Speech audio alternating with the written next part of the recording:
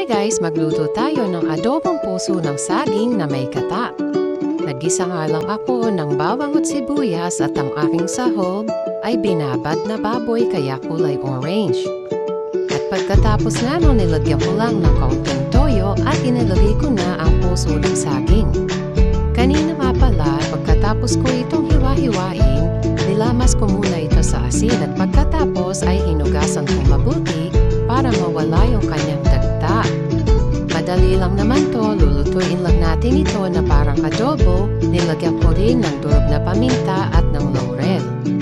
Hahaluin ko lang ito ng kaunti para mag-combine yung mga rekadong inilagay ko. At pagkatapos kalagyan na nga ito ng sabaw. Nilagyan ko rin nga pala to ng mga 2 kutsarang supa bago ko siya hinalo. Dahil nakuhanan ng video, pasensya na. Kapag nga pala guys, nilagyan natin ng suka yung niluluto natin, wag muna natin siya agad na hahaluin. Antayin muna natin mag-evaporate yung acid niya.